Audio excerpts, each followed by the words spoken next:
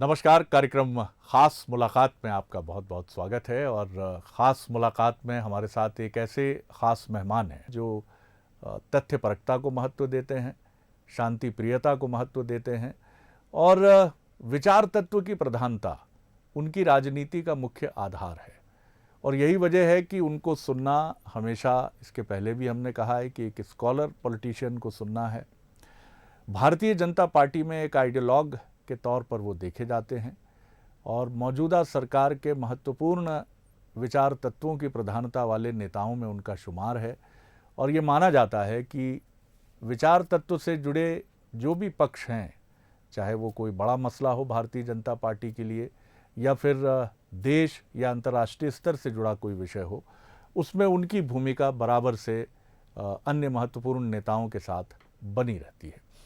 तो मुलाकात करिए, मेरे साथ हैं भारतीय जनता पार्टी के राष्ट्रीय उपाध्यक्ष, राज्यसभा सदस्य और मध्य प्रदेश के प्रभारी विनय सहस्त्रबुद्धे जी। बहुत स्वागत करता हूं विनय जी आपका।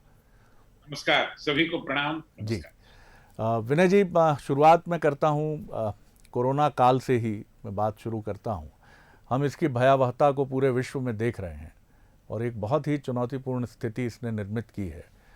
भारत ने जिस तरह से इसका सामना किया है वो बहुत महत्वपूर्ण है, क्योंकि जिस तरह के संसाधन थे और जितनी हमारी आबादी है, इसके बीच में हमने जिस तरह इसको थामने की कोशिश की है उसकी मैं समझता हूं कि हम सभी सराहना करेंगे। इसके बाद भी इसका स्वरूप अभी हमें चिंतित कर रहा है और इसी के साथ इसका आर्थिक पक्ष भी हमें बहुत चिंतित कर रहा है। और जिस तरह से अभी जीडीपी को हमने देखा है कि -23, और ये कोई बहुत अस्वाभाविक नहीं था, लेकिन अब इसको पटरी पर लाने के लिए एक बहुत तेज़ मुहिम की भी शुरुआत होगी। हमने साहस से अब अनलॉक पूरा शुरू कर दिया है। बहुत अच्छी बात है ये, क्योंकि इसका सामना करने की हमने ताकत दिखाई है। किस तरह आप इस सिनेरियो को देखते हैं और क्या 2021-22 के बाद हम फिर पटरी पर लौटने के एक आत्मविश्वास से भर सकते हैं? देखिए, विश्वास तो होना ही चाहिए और इसको सामान्य स्थिति बोलते हैं, उसको बहाल होने की दिशा में मैं मानता हूं कि सरकार भी बढ़ रही है, समाज भी बढ़ रहा है। और ये जो संकट है, कोई किसी अन्य प्राकृतिक आपदा की तुलना में अगर मैं इसकी ओर देखूं, तो न इसको कोई भौगोलिक सीमा है, न इसकी कोई समय की सीमा है। तो इस संकट की व्यापकता समय के हिसाब से और भौगोलिक हिसाब से भी मैं मानता हूं कि उस पर नियंत्रण लाना किसी के हाथ में नहीं है। हम इसके प्रभाव को कम करना, और जैसे वैज्ञानिक देख रहे हैं, कोई कोई इसके बारे में संशोधन भी हो रहे हैं, कोई शोध और कोई मैं मानता हूं कि कोई दवा बाजार में लाने की कोशिशें भी देश में और विदेशों में भी हो रही है। जी। और सारों की निगाहें उन कोशिशों पर ही टिकी हुई है।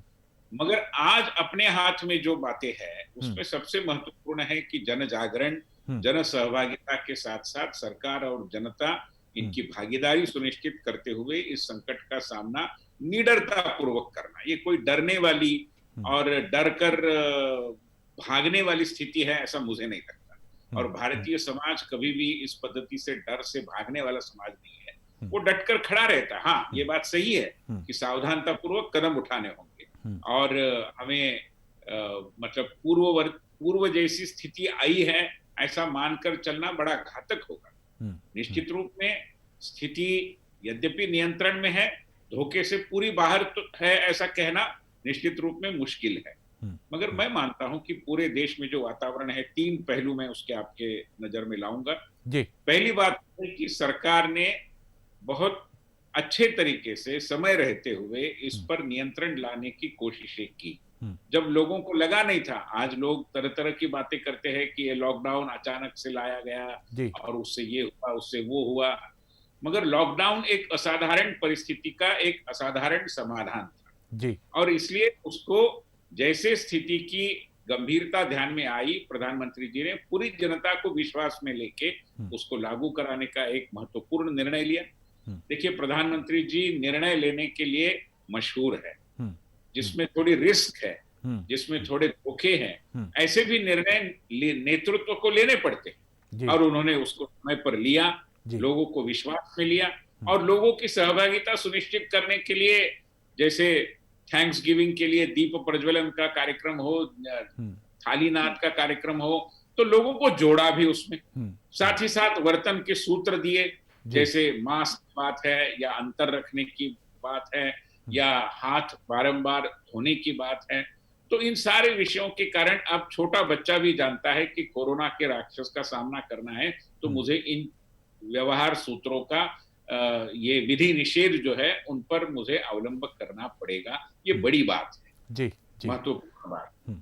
दूसरी बात है कि प्रधानमंत्री जी ने जो कुल मिलाकर लोगों को राहत देने की दृष्टि से हमारे पार्टी को और समाज के अन्य अन्य सामाजिक संगठनों को सक्रिय किया कि कोई भूखा नहीं रहेगा, हर किसी को अनाज मिलेगा, और जिस पद्धति से योजनाएं बनाई, मतलब सरकार ने भी अपना दायित्व निभाया। हम देखते हैं कि नवंबर तक योजना चलने वाली है, अनाज जो राशन दुकानों से मिलना है उसके संदर्भ में। फिर हमारे जो मजदूर है, प्रवासी मजदूर है, उनके लिए जो सुविधा करना जरूरी था वो भी की।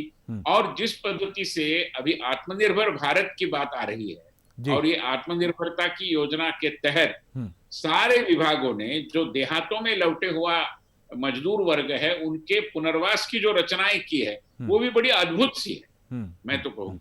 और तीसरी बात कि इन पूरे प्रयासों को जो एक सैद्धांतिक आधार देना चाहिए था, समयानुकूल आधार, वो उन्होंने आत्मनिर्भर भारत के अभियान से दिया है, जिसमें उन्होंने वोकल फॉर लोकल की भी बात कही और लोकल फॉर ग्लोबल की भी बात की है। ये दोनों बातें बड़ी महत्वपूर्ण है। बिल्कुल। और मैं मानता हूं कि संकट को अवसर में कैसे तब्दील किया जा सकता है, इसका एक असाधारण उदाहरण प्रधानमंत्री जी ने प्रस्तुत किया है। जैसा आपने कहा कि प्रधानमंत्री बड़े फैसले लेते हैं और निश्चित तौर पर ये होना ही चाहिए कि नेतृत्व हमेशा बड़े फैसले करे और ऐसे फैसले करे जिनमें कुछ जोखिम भी हो, लेकिन अल्टीमेटली हमें उस जोन में जाना चाहिए। चीन के साथ जो तनाव सीमा पर इस समय हम देख रहे हैं कि हमारे सेना प्रमुख ने 2 दिन पहले कहा कि स्थिति नाजुक है, ये हमें और चिंता में डालती है। ये स्थिति, ये बिल्कुल ठीक बात है, देश के स्वाभिमान का प्रश्न है और हम एक युद्ध पिपासु राष्ट्र बिल्कुल नहीं है। ये हमने बारंबार शो किया है और रिसेंट पास्ट में भी हमने पाकिस्तान के साथ गंभीर तनाव के बाद भी ये शो किया है कि हम कोई युद्धोन्मादी राष्ट्र नहीं है। लेकिन चीन की हरकतें और जिस तरह से चीन अनप्रिडिक्टेबल एक हमारा पड़ोसी मुल्क है, आप किस तरह देखते हैं इस तनाव को? निश्चित तौर पर अंदर सारी डिप्लोमेटिक और स्ट्रैटेजिक चीज़ें चल रही होंगी, लेकिन ये बहुत चिंता का मसला है कि इस पेंडेमिक में एशिया की और दुनिया की 2 आर्थिक महाशक्तियां बेहद तनावपूर्ण संबंधों के साथ आमने सामने हैं। देखिए, ये कितना चिंता का मसला है और इसकी कितनी गंभीरता है, इस पर मैं कहता हूं कि जो सामरिक अध्ययन होता है उस अध्ययन करने वाले लोग और सरकार में उच्च पदों पर बैठे हुए महानुभाव ही इस पर टिप्पणी कर पाएंगे जी। मगर स्वाभाविक है और देश का हर नागरिक जानता है कि एक चुनौती तो निश्चित रूप में है ही है और उस चुनौती का सामना करने के लिए भारत की जो वसुधैव कुटुंबकम की भूमिका थी उसके अनुसार हमने सारे पड़ोसी देशों से, और मैं जब सारे कहता हूं तो मैं किसी देश का अपवाद नहीं कर रहा हूं, हमने दोस्ती का हाथ पहले से बढ़ाया हुआ है। हम हमेशा हमारे उत्तर के हो, पूर्व के हो, पश्चिम के हो, सारे पड़ोसी देशों से मित्रता ही चाहते हैं जी। और उस दृष्टि से प्रधानमंत्री जी ने कई नेताओं के साथ एक व्यक्तिगत संवाद के माध्यम से भी, जिसको रैपो कहते हैं, उस तरीके का एक भावबंध निर्माण करने की भी कोशिश की, बड़ी प्रामाणिक कोशिश की। मगर जैसे आपने ही फरमाया कि हमारा उत्तर का जो पड़ोसी देश है उसके विश्वसनीयता पर ही सवालिया निशान लगे, ऐसे सारे घटनाओं के क्रम हम देख रहे हैं विगत लगभग 2-3 महीनों से। और ये जो दिखाई दे रहा है उसको हम निश्चित रूप में किसी तरीके से कम आंकने की गलती न करें और सरकार भी इसको उतनी ही गंभीरता से ले रही है। जिस पद्धति से हमारी सेना की सिद्धता है, जिस पद्धति से स्वयं प्रधानमंत्री, स्वयं रक्षा मंत्री और हमारे सेना दल के प्रमुख ये हमारे जवानों का मनोबल और वहां पर की चाक चौबंद व्यवस्था की चिंता कर रहे हैं, उसी पद्धति से उसी के साथ साथ जिसको अंतर्राष्ट्रीय संबंधों में बड़ा महत्व होता है उन बातों पर भी हमारा ध्यान है। हमें पता है कि इस तरीके की स्थिति में विश्व समुदाय ये जानता है कि भारत की भूमिका सच्ची है, भारत की भूमिका प्रामाणिक है, भारत की भूमिका समर्थनीय है। और विश्व के सारे प्रमुख देशों ने भारत की भूमिका को न केवल समझा है, कईयों ने मुखर होकर हमारी भूमिका का समर्थन भी किया है। हम डायलॉग जरूर करेंगे, हमें कोई संवाद से ऐतराज नहीं है, मगर इसका मतलब ये नहीं कि कोई हमें निर्बल माने। और इसलिए आज हम देखते हैं उस भूमि लद्दाख की उस पूर्व सीमा में किस पद्धति से और चीजें आकार ले रही है। मुझे पूरा यकीन है कि भारत की सरकार अपनी सीमा सुरक्षा के बारे में रत्ती भर भी समझौते की भूमिका किसी पद्धति से नहीं लेगी। और अगर इस पद्धति से चीन के रवैये चलते रहेंगे तो उनको जिस भाषा में सबक सिखाना चाहिए उस भाषा में सबक सिखाने की हमारी पूरी क्षमता है, सिद्धता भी। बिल्कुल, और ये आपका बड़ा एक आश्वस्तकारी उत्तर है। और निश्चित तौर पर अंतर्राष्ट्रीय मंचों में बीते कुछ वर्षों में भारत की बॉडी लैंग्वेज बहुत बदली है और बहुत सधे और नपे तुले अंदाज में उसने ये भी बताया है कि आक्रामकता की जहाँ बात होगी तो वो युद्ध प्रेमी राष्ट्र बिल्कुल नहीं है, लेकिन जहाँ आक्रामकता दिखानी है, राष्ट्रहित का मसला है, वहाँ वो किसी भी कीमत पर कोई समझौता नहीं करेगा। मैं आपको मध्य प्रदेश की राजनीति की एक सूत्र में अपने भूमिका को पुनः दोहराने की कोशिश करूंगा जो जनता के आकलन के लिए स्पष्ट होगा कि ये सरकार की, हमारे शीर्ष नेतृत्व की भूमिका रही है, रहती आई है कि हम किसी को छेड़ेंगे नहीं, मगर कोई हमें छेड़ता है तो उसको छोड़ेंगे। विनय जी, मैं मध्य प्रदेश की तरफ आपको लेकर आता हूँ, आपका प्रिय मध्य प्रदेश, जहाँ आपकी शालीनता और आपके व्यक्तित्व की चर्चा होती है और जहाँ प्रभारी का दायित्व तो आपके पास है। एक प्रभारी के नाते भी आपने एक बड़ी ये मेरा अपना ओपिनियन है कि आपने एक बड़ी अलग छाप छोड़ी है कि जहाँ बात करनी है, जहाँ एक मुझे लगता है कि आपने शायद एक मॉडल भी सेट कर दिया जाने अनजाने में कि कितना एक प्रभारी का हस्तक्षेप होना चाहिए और कितनी जगह उसको एक तटस्थ प्रेक्षक की तरह दिल्ली में बैठकर चुपचाप चीज़ों को देखना चाहिए। ये आपने एक मानक भी सेट किया है। उपचुनाव को लेकर ये माना जा रहा है, ये भी हमारा ओपिनियन है एक मीडिया ऑब्जर्वर के नाते, कि ये बीजेपी के लिए एक प्रयोगधर्मी चुनाव है। एक धड़ा कांग्रेस से आता है, बीजेपी का हिस्सा हो जाता है, बीजेपी उसे अपना लेती है और वो चुनाव में जाती है। बीजेपी की सफलता के लिए उसको शुभकामनाएं, लेकिन चुनाव है, जो भी नतीजे आएंगे उनको स्वीकारना पड़ेगा। क्या आप मानते हैं कि ये प्रयोगधर्मिता बीजेपी के लिए बहुत महत्वपूर्ण होगी आने वाले वर्षों के लिए? देखिए, मध्य प्रदेश के संदर्भ में आप इसको जरूर कह सकते हैं कि एक प्रयोगधर्मी है, बहुत ही अलग पद्धति के वायुमंडल में हमें चुनाव लड़ना है। मतलब मैं, जो आपने कहा नहीं वो मैं कह देता हूं कि जिनके खिलाफ चुनाव लड़ रहे थे इसके पूर्व वाले चुनाव में, उनके लिए अभी हमें चुनाव लड़ना है। बिल्कुल ये ठीक बात है। विडंबनात्मक स्थिति कोई कहेगा, विचित्र स्थिति कहेगा, मगर मैं मानता हूं कि राजनीति में ऐसी स्थितियां आती रहती।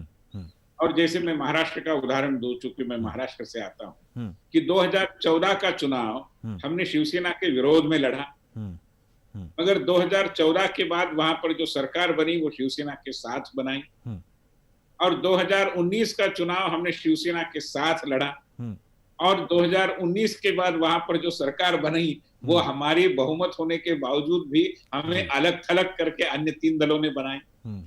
तो राजनीति के अंदर एक विडंबनात्मक स्थिति, एक विचित्रता, ये अंतर्निहित है, ऐसा मानकर चलना चाहिए। और बहुत ज्यादा उसमें से किसी पद्धति से भावोत्तेजक होकर विचलित नहीं होना चाहिए। जो स्थिति है उसको बड़े, एक दृष्टि से राजनीति आपको एक फिलोसॉफिकल अप्रोच भी देती है, अगर मैं कहूँ तो। क्या बात है। तो वो जो वास्तविकता है, जो तथ्य है, तो उसको, यथार्थ को जानते हुए हम उस चुनाव के लिए पूरे तरीके से सन्नद्ध हैं। और अच्छी बात यह है, मैं आपको बताऊं कि मार्च महीने में जो घटनाक्रम हुआ, उसके बाद हमारी जो सरकार आई, अभी लगभग 4-5 महीने हो रहे हैं। इन 5 महीनों में हमारे सरकार में बैठे मुख्यमंत्री शिवराज सिंह चौहान हो या उनके जो सहयोगी है, मंत्रिमंडल के अन्य सदस्य है, उनकी अगर मैं बात करूं तो इन सभी ने परिश्रम की पराकाष्ठा की है।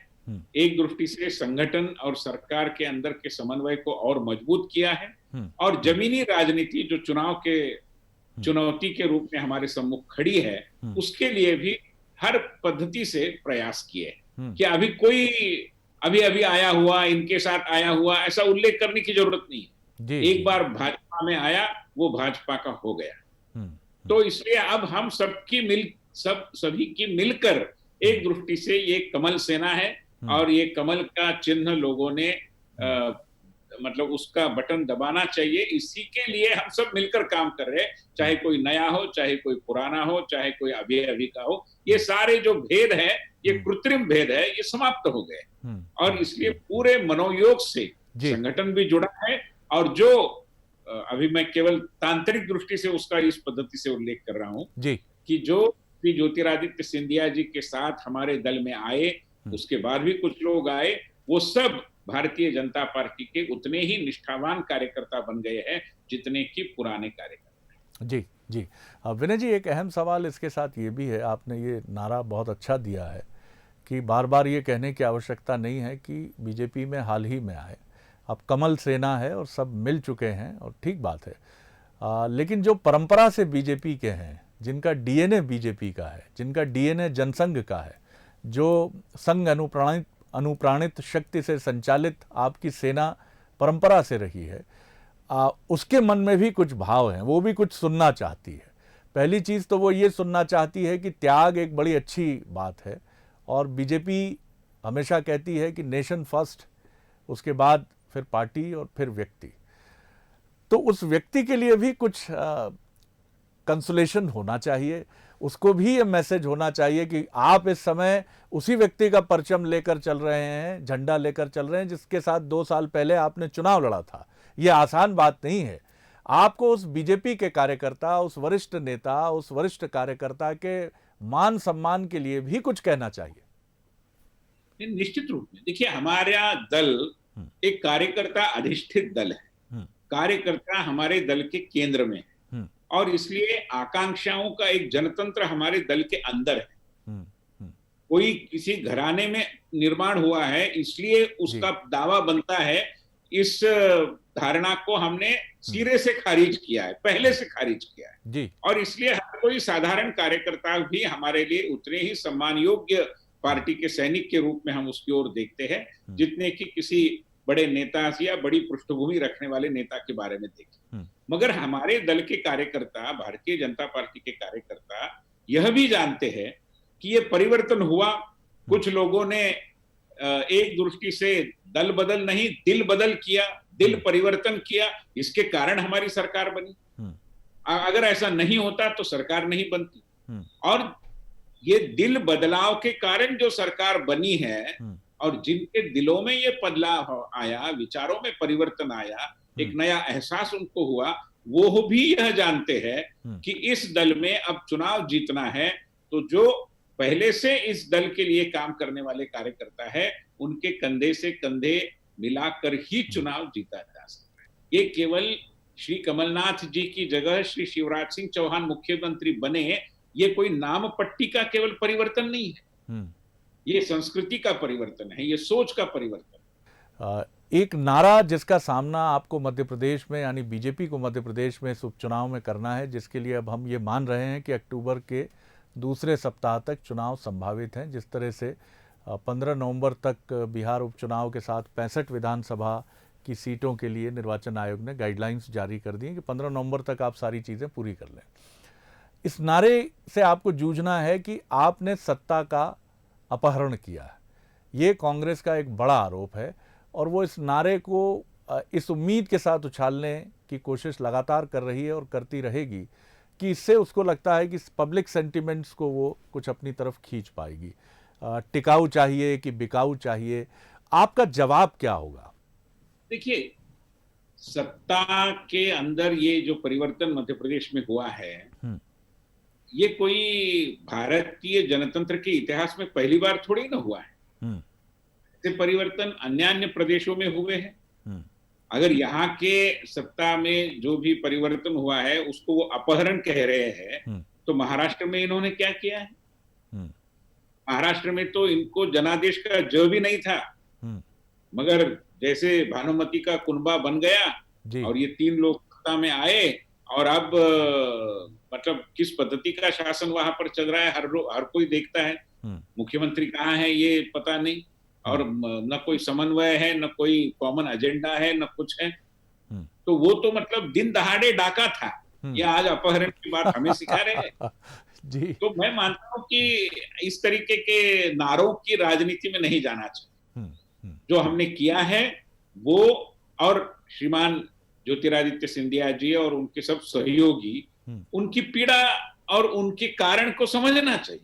देखिए, वो केवल मुख्यमंत्री का परिवर्तन हो, एक्स की जगह वाई आए, इसलिए थोड़ी ना इस पद्धति के मतलब सत्तांतरण के ये सारी प्रक्रिया में प्रविष्ट हो।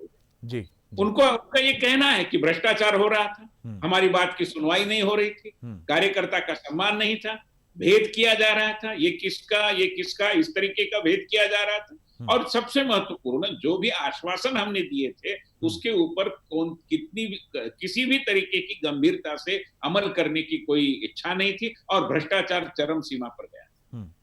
तो ऐसे दल में जिसकी घुटन हुई और जिसको लगा कि ये स्वाभिमान को ठेस हो रही है और हमें जनता के पक्ष में नहीं जनता के विरोध में काम करने के लिए मजबूर किया जा रहा है, तो सच्ची जनता निष्ठा जिसके पास है उसको त्यागपत्र देने के अलावा कोई रास्ता नहीं था। उन्होंने त्यागपत्र, और वो पूरा जनादेश पाने के लिए जनता के सम्मुख, जनता तय करे, जनता ही अधिकारी है सब निर्णयों। निश्चित तो इसलिए मैं ये नारों की राजनीति बड़ी बौनी राजनीति है। देखिए, नारे के लिए नारा तो हम भी निर्माण कर पाएंगे, उसमें कोई बड़ी बात नहीं, दो चार क्रिएटिव लोग लग जाएंगे तो नारे के विरोध में या नारे के जवाब में कोई नारा दिया जाएगा। सवाल नारे का नहीं, सवाल नियत का है।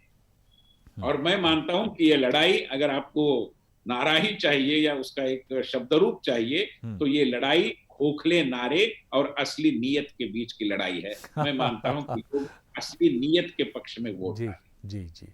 तो चलिए, एक स्लोगन आपने भी दे दिया है कि ये लड़ाई जो है ये खोखले नारों और असली नियत के बीच में है।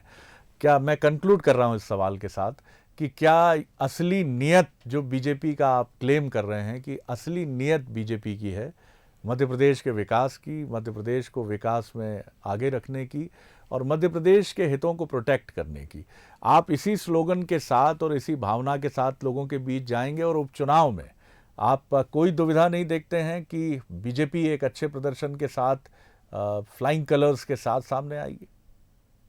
मुझे पूरा विश्वास है, और ये विश्वास मेरा जमीनी हकीकत के आकलन के साथ साथ कुल मिलाकर हमारी जो रणनीति है चुनाव की ओर देखने की, इसके कारण है। मैं 3 मुद्दे बताना चाहूंगा। पहली बात यह है कि हमारे मुख्यमंत्री और हमारे मंत्रिमंडल के अन्य सदस्य बहुत परिश्रम से काम में लगे हुए हैं।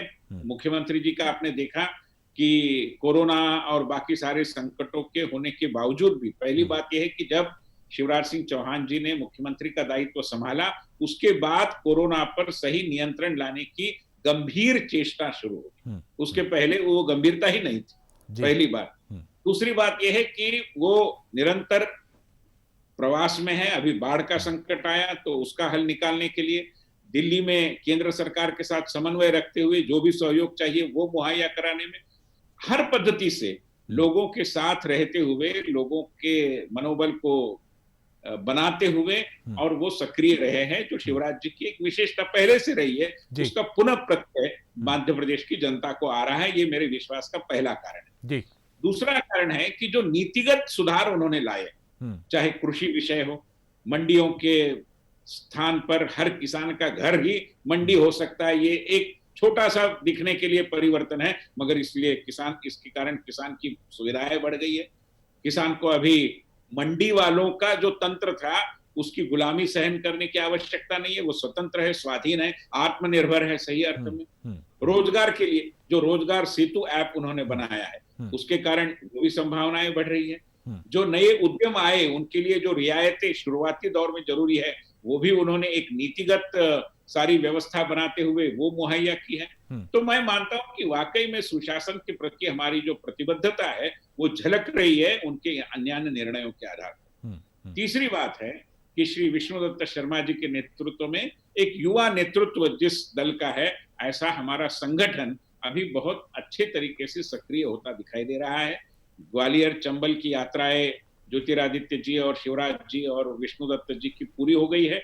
अन्य क्षेत्रों में भी हमारे कार्यकर्ता और हमारे नेता जा रहे हैं और पूरी तरीके से संगठन इन चुनावों की चुनौती का सामना करने के लिए सिद्ध हो गया है। और मध्य प्रदेश का संगठन ठाकरे जी के जमाने से मैं मानता हूं कि एक बहुत वैज्ञानिक पद्धति से गढ़ा हुआ संगठन है। मैं मानता हूं कि ज्योतिरादित्य जी आने से एक दृष्टि से राजमाता जी की जो परंपरा है उसको और मजबूती से आगे ले जाने वाला और नेतृत्व हमारे पास आया है।